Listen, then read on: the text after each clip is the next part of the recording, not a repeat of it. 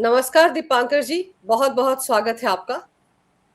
नमस्ते अंजू जी, कैसे हैं? मैं बिल्कुल ठीक हूँ, लेकिन आपके राज्य के हालात ठीक नहीं हैं। मैं अपने दर्शकों को बता दूं कि आज कोलकाता से इस वक्त मेरे साथ जुड़ रहे हैं वहाँ के वरिष्ठ पत्रकार दीपांकर मोंडल जी। दीपांकर जी, अभी जो कलकत्ता में हालात बने हुए हैं, जिस तरह से शुभेंदु अधिकारी के पीए की पॉइंट ब्लैंक रेंज पर हत्या कर दी गई, 10 गोलियां चलाई गई हैं, उनके 10 राउंड फायरिंग किया गया है। कैसे उस पूरे घटनाक्रम को देखा जाए? कौन लोग हो सकते हैं इसके पीछे, जबकि 3 लोगों को तो अभी गिरफ्तार किया गया है। अंजू जी, ये घटना हुआ है 6 तारीख को और 7 तारीख को होम मिनिस्टर अमित शाह ने आने वाले हैं कलकत्ता में। 8 तारीख को हम लोग का जो विधायक है, जो जिसने जीता है, जो बीजेपी परिषदीय दल है, उसका मीटिंग है। और 9 तारीख को आपको पता है कि जो हिस्टोरिकल ग्राउंड है कोलकाता में, जो ब्रिगेड पैरेड ग्राउंड कहा जाता है, वहां पर प्राइम मिनिस्टर साहब ने भी आएंगे, अमित शाह जी रहेंगे, कुछ चीफ मिनिस्टर्स भी आने वाले हैं। तो उसका तैयारी हो रहा था। और जो हम लोगों का जो ख्याल है कि कल जो डिक्लेयर होने वाले हैं कि यहाँ का बंगाल का चीफ मिनिस्टर होने वाला है शुभेंदु अधिकारी। और शुभेंदु अधिकारी जो कि 2020 में अमित शाह जी के हाथ से जो फ्लैग लेके बीजेपी में आ गया, तो उससे पहले वो तृणमूल में थे। तृणमूल में ये चंद्रनाथ रौत, जिसका नाम आप बता रहे हो दर्शकों को, उसका फैमिली और चंद्रनाथ रौत वो सब तृणमूल में ही थे। और 2020 में जो आने के बाद जैसे लाखों जो फॉलोअर्स है शुभेंदु अधिकारी का, वो लोग बीजेपी में आ गए। उसके बाद से तृणमूल का मेन राइवल हो गया शुभेंदु अधिकारी। ये बात है 6 साल पहले का। और उसके बाद जो हुआ है, हर रोज न्यूज में आते थे, जो हेडलाइन होते थे कि तृणमूल वालों ने मीटिंग करना नहीं देते वो बीजेपी को। और ये जो चंद्रनाथ रौत है, ये एकदम इतना करीबी था शुभेंदु अधिकारी का। ये सब मैनेज करते थे, जहां पर कोई मास रैली होगा, कैसे रोकेगा तृणमूल या एडमिनिस्ट्रेशन या पुलिस, वो सब मैनेज करते थे। परमिशन वगैरह, हाई कोर्ट, ये रूट कहाँ से कहाँ जाएगा, सब कुछ चंद्रनाथ रथ के हाथ में था। और 2021 में जो ममता बनर्जी को हराया था शुभेंदु अधिकारी ने, इसका जो पर्दे का पीछे का जो मूल कारीगर है, ये चंद्रनाथ रौत है। और ये 2026 में जो भवानीपुर और नंदीग्राम दोनों जगह शुभेंदु अधिकारी जीते हैं, जीत का अगर कुछ नंबर देना चाहिए तो चंद्रनाथ रौत भी उसमें शरीक है। पब्लिक बहुत गुस्सा था ममता के ऊपर, और उसके बीजेपी का कुछ भी बहुत सारे काम है, टैक्टिक्स है, सब अच्छा है।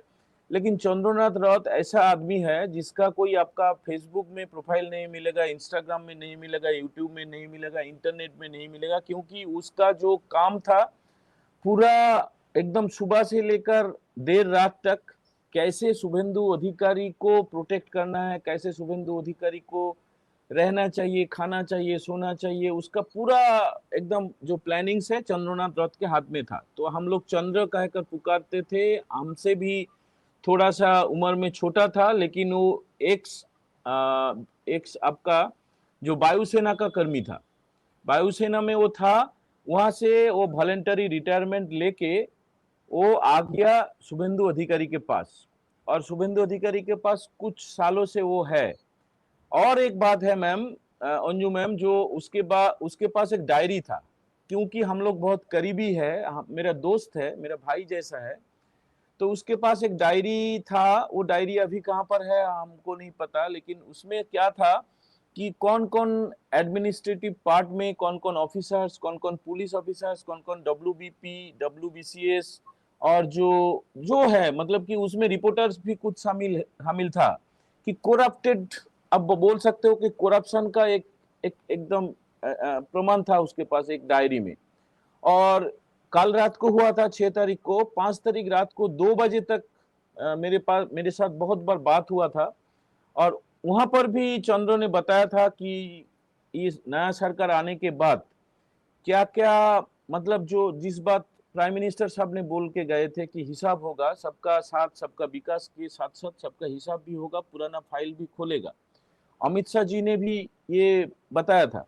तो उसके बाद कौन कौन हिसाब लेना है, कौन कौन फाइल खोलना है, किसी के ऊपर टॉर्चर नहीं करने का था, उसका वो बहुत अच्छा आदमी था, लेकिन करप्टेड जो है तृणमूल नेता हो या पुलिस हो या कोई भी हो, आईएएस हो, आईपीएस हो, उसका पूरा चिट्ठा था उसके पास।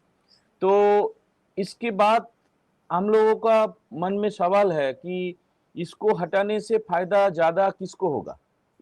ये सवाल आना चाहिए पहले। और कौन किया होगा, ये सवाल भी आना चाहिए पहले। और इसके साथ साथ अंजू जी, आपको पता होगा कि कुछ दिन पहले यहाँ का जो डायमंड हार्बर नाम का एक लोकसभा है, यहाँ का जो एक्स चीफ मिनिस्टर है ममता बनर्जी, उसका नेफ्यू है अभिषेक बनर्जी, उसने खुल्लम खुल्ला थ्रेट किया था कि 4 तारीख के बाद दिल्ली का कोई बाप नहीं बचा सकता है अपोजिशन लोगों को।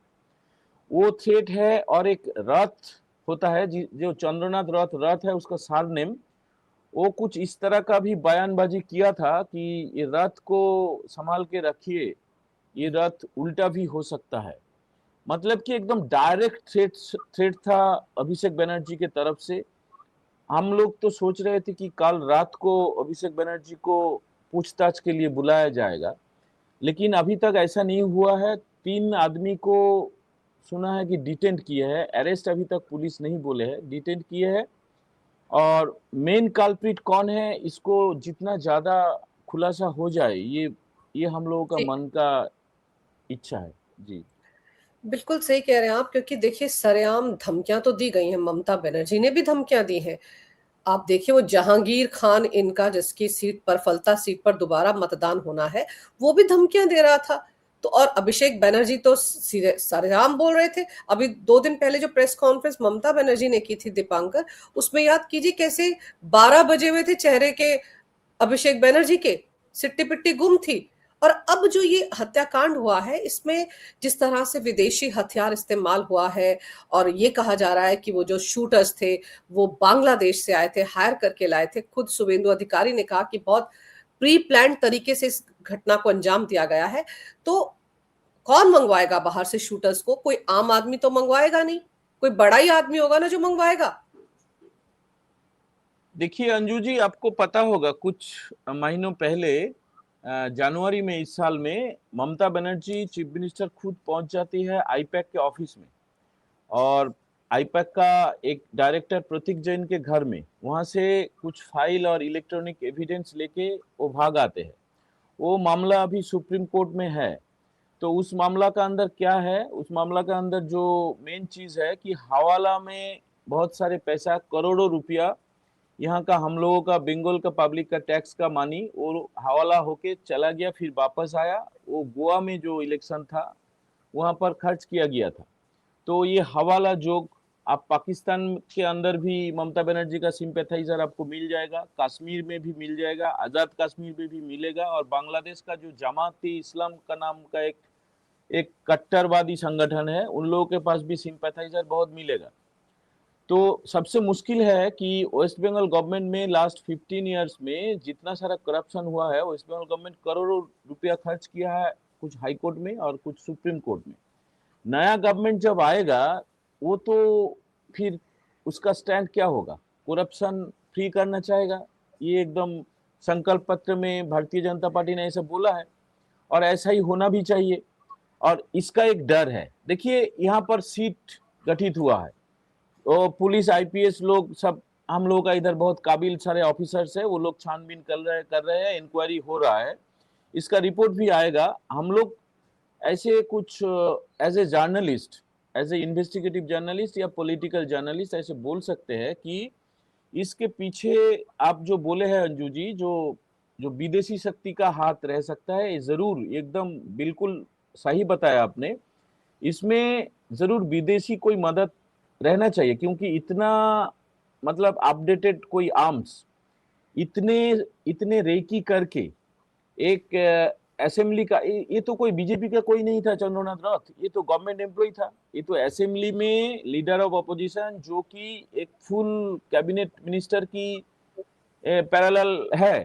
ये अलग बात है कि वेस्ट बंगाल गवर्नमेंट ने उसको बंगलो नहीं दिया, उसका कुछ सुविधाएं नहीं दिया, ऑफिस नहीं दिया, पसंद नहीं करते हैं, उन लोगों का गवर्नमेंट है ये। हम लोग, मेरा देश में फेडरल स्ट्रक्चर है, तो law and order state government के पास रहता है according to constitution of India, तो वो लोग ने नहीं दिया। लेकिन ऑफिस था असेंबली में, असेंबली हर रोज जाते थे। चंद्रनाथ रथ, जिसको हम चंद्र बोलते हैं, वो कल रात को भी असेंबली गया था। वेस्ट बंगाल जो असेंबली है हाउस, वहां से एक सेंट्रल गवर्नमेंट का एक आवासन है, उसका नाम है निजाम पैलेस। ये एकदम कोलकाता में रविंद्र सदन के पास, वहां पर गया था शुभेंदु अधिकारी से मिलने के लिए। वहां से वो गया था, कोलकाता से आधा घंटा लगता है, मध्यम ग्राम नाम का एक जगह है, वहां पे वो गया। लेकिन ये जो खूनी है, ये लोग इतना स्पेशलिस्ट है, इतने दिन रेकी शायद किया होगा। ये तो मध्यम ग्राम में पहले तो नहीं रहता था, इसका घर है यहाँ से 100 किलोमीटर दूर पूर्व मेदिनीपुर में। हर रोज असेंबली से वो घर जाता था, लेकिन क्योंकि इलेक्शन है सामने, इलेक्शन में और भी ज्यादा काम करना पड़ेगा, इसीलिए कोलकाता के पास आधा घंटा के अंदर वो एक ठो फ्लैट ले लिया था। तो ये बात तो बाहर का किसी को पता ही नहीं था। ये हम लोग करीबी 2-4 लोग की खाली जानते थे कि चंद्र अभी कलकत्ता के पास है। कोई भी शुभेंदु अधिकारी तो मास लीडर है, वो कहाँ पर रहता है, कितना बिजी रहता है, कोई भी किसी मैसेज देना है या लेना है, ये चंद्र के थ्रू ही होता। हम लोग भी चंद्र को ही पूछते कि शुभेंदु दा का शेड्यूल क्या है, आज कहाँ जाएगा, कहाँ कितना देर तक रहेगा, कब लौटेगा। तो देखिए, ये जो हमला हुआ है, ये चंद्रनाथ रथ तो अभी नहीं है, वो पोस्टमार्टम हो रहा है गवर्नमेंट हॉस्पिटल में। ये हमला हुआ है पहले तो भाजपा के ऊपर, और दूसरी बात है शुभेंदु अधिकारी के ऊपर। और वो लोग चाहते हैं कि शुभेंदु अधिकारी मेंटली डिसेबल हो जाए, मेंटली हैंडीकैप हो जाए। ये लोगों का ये फिर डर का एक माहौल पैदा कर दे, या और एक भी हो सकता है अंजू मैम, ये लोग चाहते हैं कि गुस्सा होके कुछ बीजेपी समर्थक या चंद्रनाथ का जो फॉलोअर्स या शुभेंदु दा का जो फॉलोअर्स, वो लोग गुस्सा होके कुछ ऐसे कर बैठे जो कि अनकॉन्स्टिट्यूशनल है, और इधर कुछ अनहोनी हो जाए, उसको हथियार बना के वो चला जाएगा सुप्रीम कोर्ट में और बोलेगा कि अभी गवर्नमेंट का स्टेबिलिटी नहीं है, आप इधर 355 या 356 कर दो आर्टिकल के अनुसार। तो उसको लेके उन लोगों का पैसा का कोई मतलब कमती नहीं है। वो कोयला से लेके, बाली से लेके, लैंड से लेके, जंगल से लेके सब कुछ बेच दिया, और बहुत सारे पैसा है। तो अभी जो हिंदुस्तान में हम लोग का जिसके पास पैसा है, उन लोगों के पास पावर भी होता है और कानून भी होता है। वो लोग बहुत बड़े बड़े वकील खड़ा कर देते हैं सुप्रीम कोर्ट में। मेरे हिसाब से एबीसी कुछ प्लान बनाया होगा तृणमूल ने, और तृणमूल का अंदर से ही जो ऐसा हुआ है, इसमें मेरा कोई डाउट नहीं है मैम। बिल्कुल सही कह रहे हैं आप कि कोई ना कोई भेदी ऐसा था जिसको पता था कि चंद्र की मूवमेंट्स क्या हैं, घर उन्होंने कोलकाता में ले लिया है। कोई ना कोई रैकी 3 दिन की हुई है, ये तो शुभेंदु दा ने भी कहा। लेकिन एक चीज समझाइए कि ममता बनर्जी इतनी एडमेंट क्यों है? मतलब आसानी से एक्सेप्ट ही नहीं कर पा रही कि लोगों ने उनको कुर्सी से उतार फेंका है। भवानीपुर में हार गई पिछले साल, पिछले 2021 में भी वो तो चुनाव हार गई थी। लोगों ने उस वक्त भी ममता को रिजेक्ट कर दिया था। भले ही टीएमसी जीत गई थी, कैसे हेरा फेरी से जीती, अब वो बातें सामने आ रही हैं। अब तो जो कल बैठक की है टीएमसी ने अपने सारे विधायकों की, उसमें 10 विधायक भी नदारद थे। और फिर ममता कह रही है कि वो तो इस्तीफा नहीं देंगी। अब तो यहां तक राग अलापने लगी है कि मैं तो इंटरनेशनल कोर्ट ऑफ जस्टिस में चली जाऊंगी। ये क्या बातें करती, कितनी बचकानी हरकतें कर रही हैं। देखिए मैम, अंजू जी, वो ममता बनर्जी या अभिषेक बनर्जी बहुत अटेंशन सीकर है। मतलब कि कुछ भी करेगा और वो न्यूज़पेपर का हेडलाइन होगा या तो टीवी में दिखाया जाएगा। इसका ये हैबिट है बहुत दिन से। मतलब कि वो जब चीफ मिनिस्टर नहीं बना था, जब रेलवे मिनिस्टर थे, जब वो अपोजिशन में थे, जब इसका एक एमपी था, ये बहुत अटेंशन सीकर है। उसका बहुत सारे मतलब कि वो कविता भी लिख सकते हैं, तस्वीर भी बना सकते हैं, गाना भी बना सकते हैं, ऐसा कुछ ऐसा बात ही नहीं है। लेकिन आप देखिए, जो रिजल्ट आने के बाद कल का जो मीटिंग का आप बात कर रहे हो, कौन सा टीवी चैनल में दिखा है, कौन सा न्यूज़पेपर में छपा है? वो खाली उन लोगों का फेसबुक पेज में आपको मिलेगा, और उसका जो अनुगामी है, इधर बोलते हैं कि बंगाली में बोलते हैं चोटी चाटा, तो उसका कुछ निजस्व पोर्टल है, उधर खबर हुआ है। तो इसके बाद क्या होगा कि फ्रस्ट्रेशन के आपका एकदम लेवल में चला जाएगा, और उसके बाद और एक ठो मतलब कि आपका याद रहेगा, कल और एक बात हुआ है, जैसे कि देखिए स्टेट का पावर है लॉ एंड ऑर्डर का, ये दिखा के वो लोग अपना ममता बनर्जी और उसके नेफ्यू के लिए Z+ सिक्योरिटी का इंतजाम किया था। तो Z+ के बाद भी वो लोग जब एयरपोर्ट जाए या कहाँ पर जाए, उन लोगों का क्या होता था, एकदम ग्रीन चैनल होके वो लोग जाते थे कल तक। और उसके घर के बाहर जो रास्ता है, जो सरकारी रास्ता, जो गवर्नमेंट प्रॉपर्टी है, वो भी ब्लॉक किया हुआ था। उधर पूरा मतलब कि मिनिमम मिनिमम 100-200 पुलिस का ऑफिसर्स और कांस्टेबल लेके वो लोग बैठते थे, उधर से कोई गुजर भी नहीं पाता था, अलग से घूम के आना पड़ता।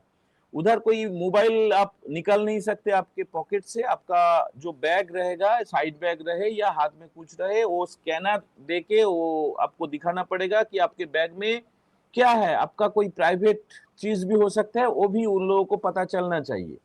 नंबर 1, ये एकदम ममता बनर्जी और अभिषेक बनर्जी दोनों के घर के सामने ही ऐसे ऐसे था। स्कैनर था, आपका कुछ रेलिंग्स था, उधर का जो उधर ही रहते हैं उन लोगों का कोई ड्राइविंग लाइसेंस या पासपोर्ट या आधार कार्ड दिखा के वो रास्ता से गुजरना पड़ता था। तो कल सुबह से क्या हुआ कि ये जो इलीगल काम है वेस्ट बंगाल गवर्नमेंट का, लास्ट गवर्नमेंट का, जो एक्स हो गया है कल, तो कोलकाता पुलिस ने वहां से वो स्कैनर भी हटा दिया। वहां का जो एक्स्ट्रा जो आपका पब्लिक के मानी से जो जिसका तनख्वाह मिलता है पुलिस को, उन लोगों को बोला कि भाई चले आओ, और भी कुछ काम है लास्ट 15 ईयर्स में, लास्ट 15 साल में ये लोग किया है, तो अब क्या कर सकते हैं। अभी वो नए भी अभी अन्ना ये होना नहीं चाहिए।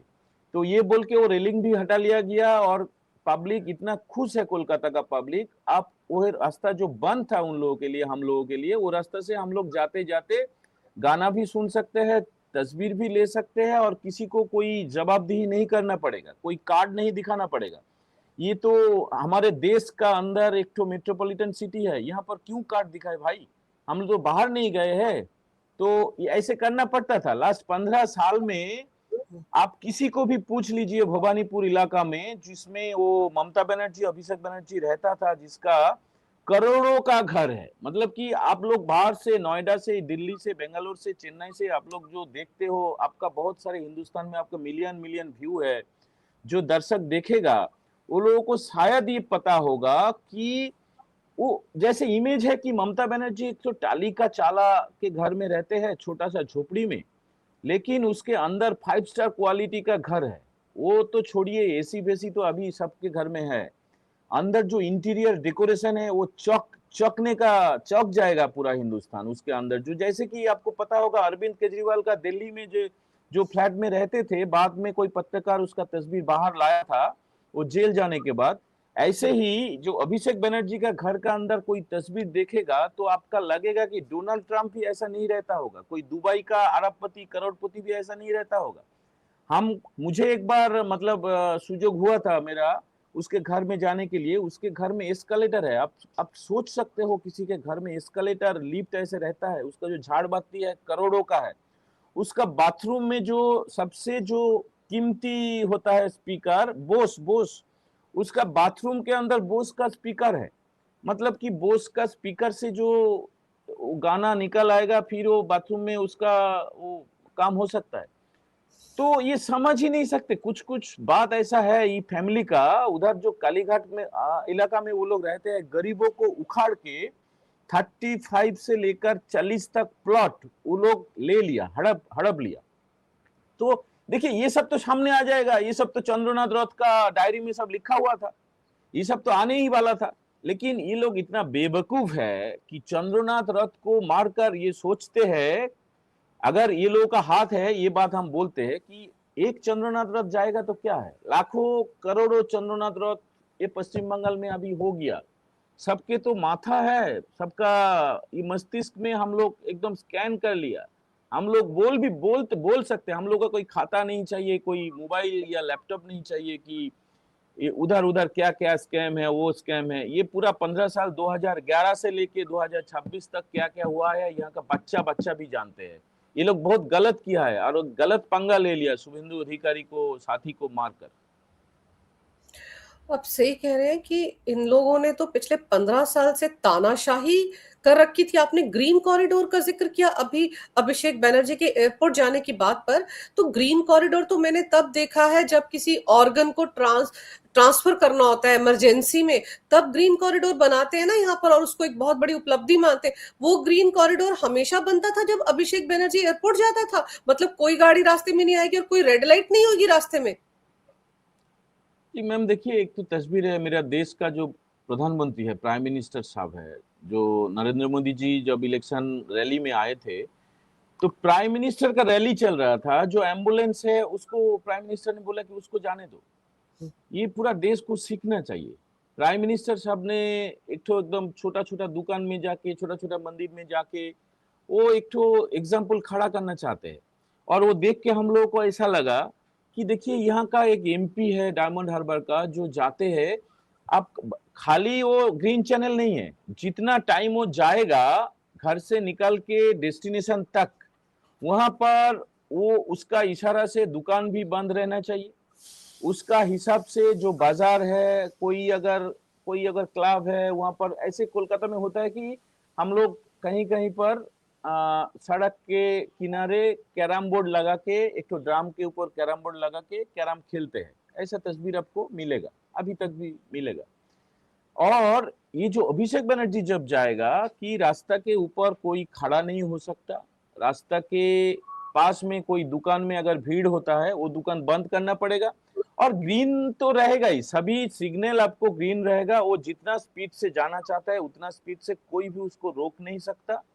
और गलती से भी कोई कुछ बोल दिया या कर दिया या सोशल मीडिया में लिख दिया, उसके खिलाफ इतने केस बनाता था, इतना केस, वो तो माने सोचिए मत, उसका गांजा केस लगेगा, उसका आर्म्स केस लगेगा, उसका राष्ट्रद्रोहिता केस लगेगा, उसका डिफामेशन केस लगेगा, कॉन्स्पिरेसी केस लगेगा, उसका केस का कोई अंत नहीं था। और उसके बाद भी ऐसा होता था कि अचानक अचानक कोई हमला भी हो जाता था। अचानक हमला हो जाता था मतलब कोई घर से निकलेगा, कोई आकर आपको मार के चला जाएगा, उसको आप आइडेंटिफाई नहीं कर सकोगे, आप थाना में जाओगे, एफआईआर भी नहीं लेगा। ये जो भाईपो राज और पीसी राज चल रहा था, देखिए इसका तो खत्म जो हो गया, ये तो अचानक नहीं हो गया। वो लोगों का माथा में रहना चाहिए था कि ये कुछ ना कभी तो होगा। लेकिन ये लोग सोचते थे कि ये राज कभी नहीं खत्म होने वाला है, ये राज चलेगा। लेकिन जब सच्ची में खत्म हो गया, शायद उसका शॉक ये लोग बर्दाश्त नहीं कर सके। तो एकदम पहले, इस शो के पहले आप जो बात कर रहे थे कि प्रेस कॉन्फ्रेंस में देखने का लायक था, ममता बनर्जी, अभिषेक बनर्जी का जो हुलिया, जो तस्वीर, आंखें, उसका जो बॉडी लैंग्वेज, हम तो देख रहे थे कि ये तो अभी अभी रो देगा, अभी अभी गिर ना जाए, नींद नहीं हो रहा है। ये एकदम डिसबैलेंस हो गया। मेरे ख्याल से इन लोगों को कोई अच्छी तरह कोई डॉक्टर को दिखाना चाहिए। और डॉक्टर को फीस का तो कोई बात ही नहीं है, इन लोगों के पास बहुत पैसा है।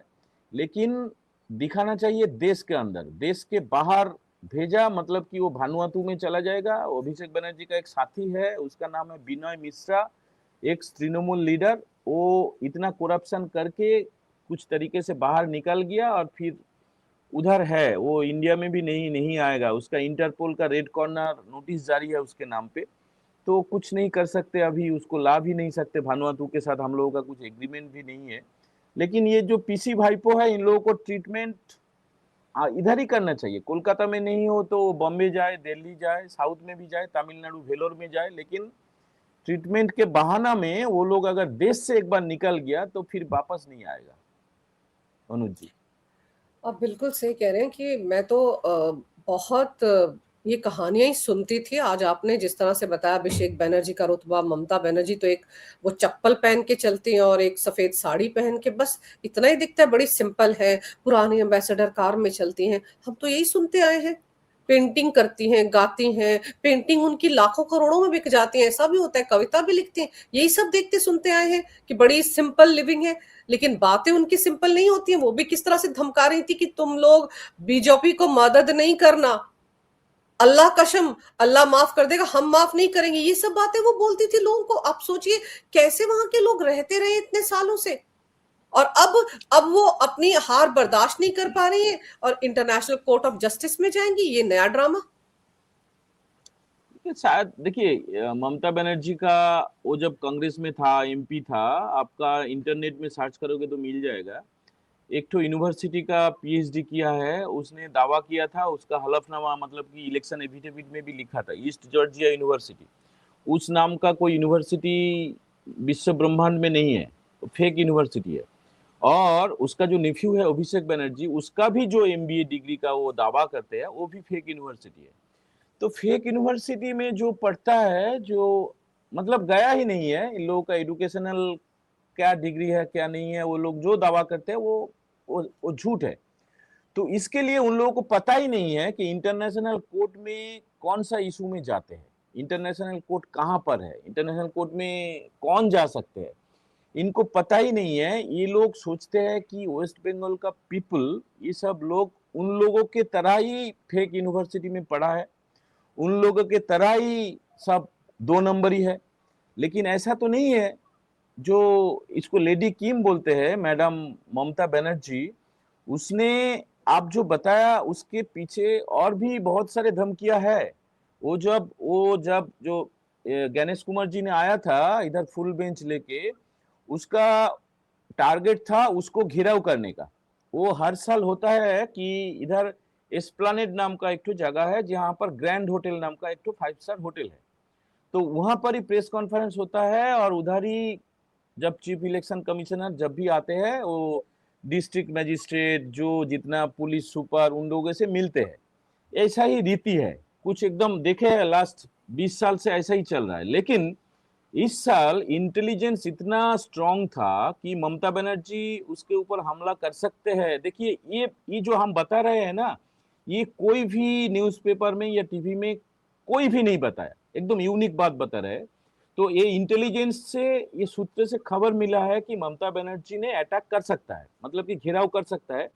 तो पूरा शिफ्ट हो गया ये मीटिंग कोलकाता के बाद सॉल्ट लेक के बाद न्यू टाउन नाम का एक तो सिटी है, सिस्टर सिटी कोलकाता का, वहां पर शिफ्ट हो गया।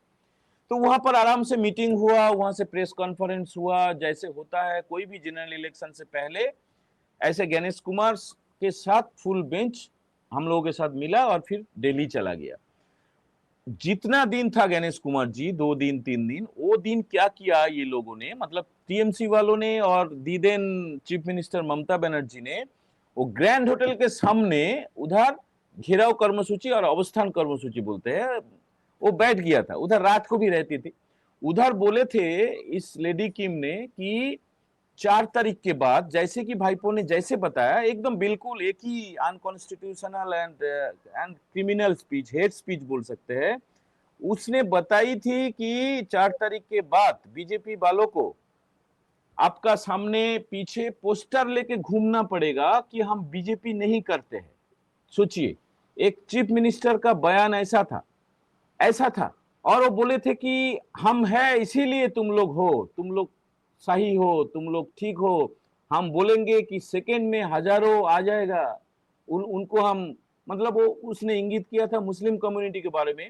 और मुस्लिम कम्युनिटी यहाँ का इतना अच्छा है, वो लोग भी नहीं चाहते हैं झमेलाबाजी ऐसा, उसने उसकाया था। देखिए वाकफ बिल जो जब हो गया अमेंडमेंट, उसके बाद भी इधर ऐसा किया है, इतना तोड़फोड़ किया है, हिंदुओं के दुकान में, घर में मर्डर किया है, चुन चुन के मर्डर किया, जैसे पहलगाम में किया था, ऐसे ही सिलेक्टिव मर्डर किया था। इसका हिसाब नहीं है आपका अंजू जी। आप ये 10 मिनट 20 मिनट के एपिसोड में आप कुछ नहीं कर सकते। आप अगर एपिसोड बनाओगे वो 100 में आ जाएगा। इसका यहाँ का कहानी जानने के लिए यहाँ का हर घर में जाओगे, हर बच्चा को पूछोगे। ऐसे नहीं है कि हम बता रहे हैं, किसी को भी आप पूछोगे इस ममता बनर्जी और अभिषेक बनर्जी ने क्या किया है, इसका आपको मतलब मिल जाएगा एकदम आराम से। वो लोग बैठ के आपका कैमरा का सामने बोलेगा। वो 4 तारीख से पहले जो बोल नहीं सकते थे, उनके जबान में भाषा आ गया, उनका बुक के ऊपर से पत्थर चला गया, कोई सांस ले रहे अभी लोग, हम लोग जो एकदम क्लीन ऑक्सीजन मिल रहा है ऐसा महसूस कर रहे हैं। यहाँ पर इतना अच्छा अभी माहौल है, सब कुछ ये बर्बाद कर दिया। ये चंद्रनाथ रथ को मर्डर करके इसके भुगतना तो पड़ेगा ही। आप देखिए कुछ दिन में क्या होता है। ये शपथ ग्रहण जो है उसको मतलब डालना चाहता था, कुछ एनआरकी करना चाहती थी, वो जो लेडी किम और उसका भाईपो, लेकिन ऐसा नहीं होगा। सब कुछ इधर कानून का शासन होगा, कॉन्स्टिट्यूशन, मेरा देश का कॉन्स्टिट्यूशन चलेगा, जमाती का ये नहीं चलेगा, दबदबा नहीं रहेगा, पाकिस्तान का, बांग्लादेश का कोई दबदबा नहीं रहेगा। हम लोग देश में एक ही कानून है, एक ही फ्लैग है, एक ही संविधान है, उसके मुताबिक ही सब कुछ होगा।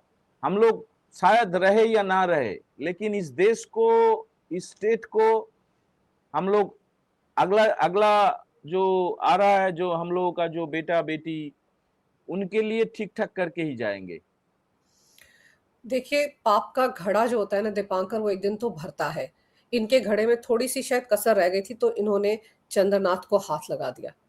और कानून के दायरे में रहकर तो ये इन दोनों के साथ भी इंसाफ होगा। इनकी इतनी कहानियाँ अब बाहर आ रही हैं, क्योंकि पहले लोग बोलते नहीं थे। जैसे आप कह रहे हैं कि कहते थे 4 मई के बाद अपनी पीठ पर पोस्टर लगाएँगे वो लोग जो बीजेपी के थे और कहेंगे हम बीजेपी के साथ नहीं, तब उनको बख्शा जाएगा। ममता का वो जो वायरल वीडियो है जिसमें वो कह रही है कि हम अल्लाह कसम हम नहीं माफ करेगा। ये ममता बनर्जी कह रही है, तो किसको धमका रही थी? उन्हीं लोगों को धमका रही थी ना। और जो तस्वीरें आ रही है, ये कह रहे हैं वोट चोरी हो गई, ईवीएम में गड़बड़ी। मैं तो पिछले कितने दिन से लगातार वीडियोस देख रही हूँ सोशल मीडिया पर, लोग कितने खुश हैं। ऐसा लगता है दीपांकर जैसे 1947 में जब आजादी मिली थी इस देश को, लोगों ने सड़कों पर उतरकर खुशियां मनाई थी, वैसी खुशियां इस वक्त बंगाल में मनाई जा रही हैं। गांव-गांव, देहात-देहात देखिए कैसे लोग खुश हैं। तो ये वोट चोरी तो ये है, लोगों के दिलों को चोरी किया है बीजेपी ने, शुभेंदु अधिकारी ने। उसको कैसे मिटाएंगे? और यही इनकी सबसे बड़ी कसक है, यही इनको इस वक्त खल रहा है, इसीलिए बौखलाए हुए और ये हरकतें कर रहे हैं। ऐसी जितनी हरकतें अब 4 मई के बाद करेंगे, सबका भुगतान करना पड़ेगा इनको, सारा खामियाजा भुगतना पड़ेगा। अब नहीं बच पाएंगे, पहले जो हुआ सो हुआ। देखिए अनुज जी, आप शायद गई होगी, वो लद्दाख में एक ठो गांव है जिसका नाम है तुरतुक। हम्म। तो वहां पर हम एक बार गए थे, वहां का जो बासिंदा है, वहां पर लोकेलिटीज है, वहां पर हम बात कर रहे थे। वो लोग बताया, वो लोग बहुत बुजुर्ग, उन लोगों के जो दादा परदादा थे वो भी बता कर गया है, 1971 में जो वॉर हुआ था पाकिस्तानी, वो लोग नींद में थे पाकिस्तान में, और जब नींद से उठा देखा कि वो लोग हिंदुस्तान में है। मतलब कि उस दिन एग्रीमेंट हो गया था, जो जहां पर है जिसका सेना, उसका एरिया वहां तक था। तो वो लोग नींद से उठकर जब पता चला कि हम लोग इंडिया के अंदर आ गया, तो वो लोग आर्मी को वहाँ का जो अखरोट है, वहाँ का जितना, वहाँ का जो लोकल फूड्स है और लोकल जो फ्लावर्स है, वो सब लेके वो लोग एकदम बहुत खुशी बनाया था। तो हम्म। ऐसा ही तस्वीर आपको मिल भी जाएगा इंटरनेट में। जब जब इधर 2026 में जब सेंट्रल फोर्स आए थे इलेक्शन से पहले, आप गांव गांव में, एकदम रूरल इलाका में, जिसमें आपका बाती नहीं जलता है, स्ट्रीट लाइट नहीं है, अंधेरा अंधेरा छाया हुआ है, उस गांव में जब सेंट्रल फोर्स ने गया, मेरे आंख में पानी आ जाता है ये बोलने के लिए, क्योंकि हम खुद देखे हैं। वो लोग क्या है कि जब कोई इधर रिचुअल है, कोई मंगल अनुष्ठान होगा, कोई अच्छा वाला कोई होगा, पवित्र अनुष्ठान होगा, हम लोग क्या करते हैं, हम लोगों के माँ दीदियों ने एक ठो पीतल के, एक ठो थाला के अंदर कुछ धान, ऐसा कुछ दूर्बा घास बोलते हैं, सिंदूर का तिलक देते हैं और उलूध्वनि देते हैं। आप शायद देखे होंगे, फिल्मों में भी दिखाया जाता है। तो ऐसा किया कि वो लोग जो सेंट्रल फोर्स है, वो लोग तो चेक गया है। वो लोग कभी सोचे ही नहीं है कि एक तो स्वाधीन देश में आप रूरल गांव में जाएंगे, कोई माता हो, बहने हो, वो लोग निकाल के, वो लोग सोचेगा कि हाँ अभी हम लोग वोट डाल सकते हैं, अभी हम लोगों के ऊपर कोई सिंदूर नहीं छीन सकता, अभी आपका कोई, इधर हिंदू जो वुमेन्स होते हैं उधर शाखा पहनते हैं, हम्म। जैसे कि मंगलसूत्र पहनते हैं नॉर्थ इंडियन माओ ने। तो इधर इधर ऐसा रिचुअल्स है, और माताओं, बहनों ने, दीदियों ने वो निकल के उन लोगों को ऐसे इतना इज्जत दिया, इतना रिस्पेक्ट किया कि वो लोग क्या बोले क्या करे, वो लोगों को मुंह से मुंह बंद हो गया था पूरा। तो ऐसा ही छवि है। उसके बाद उसके बाद जो पूछ रहे हैं आप, कि उसके बाद वही माताओं ने, बहनों ने जब देखेंगे, जब हम लोग देखेंगे कि ये जो पहले जो 34 इयर्स था वामफ्रंट गवर्नमेंट, उसके बाद ये जो 15 इयर्स, मतलब कि देखिए, आफ्टर इंडिपेंडेंस, स्वाधीनता देश को मिला है, और देश भी दो टुकड़ों में भाग हो गया। उसके बाद 1971 के बाद जो कोलकाता में एक ठो रैली हुआ था, हम लोग तो तब पैदा नहीं हुआ, लेकिन इतिहास गवाह है कि शेख मुजीबुर रहमान, इंदिरा गांधी जी, वो लोग आके इधर हिस्टोरिकल एक ठो रैली किया था। वही हम लोगों का कोलकाता का जो ब्रिगेड परेड ग्राउंड है सबसे बड़ा है माना जाता है, और भी को बहुत सारे इंटरनेशनल डेलीगेट्स आए हैं, बहुत राष्ट्रप्रधान आए हैं। लेकिन एक दिन बाद जो होने वाले हैं इस स्वाधीन देश में, ये आप देखिएगा, ये तो आप देख लिए है क्या आवेग है, कितना अच्छा है सब, कितना आंख में मेरा भी, मैं एक सीनियर जर्नलिस्ट हूँ, मैं मॉर्ग में भी गया हूँ, मैं जंग में भी गया हूँ, मैं कुछ देखा हूँ, मैं खून भी देखे हैं, मैं बहुत मतलब सभी का होता है। आप अगर 25-30 साल अगर जर्नलिज्म करोगे तो बहुत सारे देखना पड़ेगा, क्योंकि मेरा भी आंख में पानी आ जाता है आपसे बात करते करते। जो हो गया इसके बाद आप देखोगे 9 तारीख को जितना भी चाहे वो चंद्रनाथ रावत जितना भी चाहे मर्डर कर ले, 9 तारीख आप देखो नया गवर्नमेंट जब आएगा, ओथ टेकिंग सेरेमनी होगा, उस समय से लेके आप कुछ दिन प्लीज आप सोशल मीडिया में, या आप हो सके तो यहाँ का जो दोस्त है यहाँ से वीडियो कॉल करके हम लोगों के साथ भी बात कर सकते हो, बा आप खुद भी आ सकते हो। आप देखना पब्लिक के अंदर कितना क्या है, कितना अच्छा, कितना महसूस आप खुद ही कर लोगे मैम। बिल्कुल। मैं आपसे बात करते-करते मैं भी भावुक हो रही हूँ, क्योंकि मैंने वो तस्वीरें देखी, वो आरजी कर की जो डॉक्टर बिटिया थी, उसकी माँ की, जब वो कन्वेंसिंग के लिए जाती थी, जिसके साथ जिस महिला के सामने खड़े होते थे, गले लगा-लगा कर वो कैसे रोते थे। ये चीज़ें ममता बनर्जी को एक महिला होने के नाते कभी नज़र ही नहीं आई। जिन महिलाओं को कहती थी, हाँ, ये महिलाएँ हैं, रेप हो जाए तो 15 लाख दे दूँगी, कभी ममता को समझ नहीं आया कि महिलाओं को सही मायने में क्या चाहिए? 15 लाख नहीं चाहिए, सुरक्षा चाहिए। और ये बातें ममता महिला होने के नाते समझ नहीं पाई। मुझे तो ये समझ नहीं आता कि किस तरह की महिला है। एक महिला सीएम जब बनती है ना दीपांकर, तो महिलाओं में खुशी होती है कि ये हमारी बात समझेगी। लेकिन ममता कभी समझ ही नहीं पाई, पता नहीं कौन से घोड़े पर सवार होकर वो चल रही हैं। लेकिन सबका वक़्त आता है, पाप का घड़ा भरता है, अब भर गया है तो इसीलिए बिलबिलाहट हो रही है बुआ-भतीजे में। लेकिन आप सही कह रहे हैं, 9 तारीख को जब शपथ ग्रहण होगा, नई सरकार होगी तो नया सवेरा पश्चिम बंगाल देखेगा, और इनके जितने भी कुकर्म हैं उन सबका हिसाब होगा। वो कहते हैं ना, last nail in the coffin, तो चंद्रनाथ के साथ जो इन्होंने किया है, उसके बाद इनको कोई बख्श नहीं पाएगा। कानून के दायरे में रहकर इनके खिलाफ जो पुरानी फाइलें वो खुलेंगी। और चंद्रनाथ की डायरी जो आप कह रहे हैं बहुत इंपॉर्टेंट थी, वो डायरी आपने कहा आपके पास भी सारा हिसाब, और भी बहुत सारे लोग होंगे सुवेंदु दा के साथ जिनके पास वो सारा का सारा कच्चा चिट्ठा होगा। और वही डर इस वक्त अभिषेक को भी सता रहा है, और वही डर उनकी बुआ ममता को सता रहा है, इसीलिए इन्होंने ये नापाक हरकत करवाई है, वरना कोई आम आदमी किसी उनको हाथ लगाने की हिमाकत नहीं करता। आपने समय निकालकर बहुत विस्तार से दीपांकर इस विषय पर बहुत अहम जानकारी मेरे दर्शकों को दी है। अपना ख्याल रखिएगा। बात करने के लिए बहुत-बहुत धन्यवाद। नमस्कार। भारत माता की जय। वंदे मातरम। जय हिंद। जय हिंद मैम।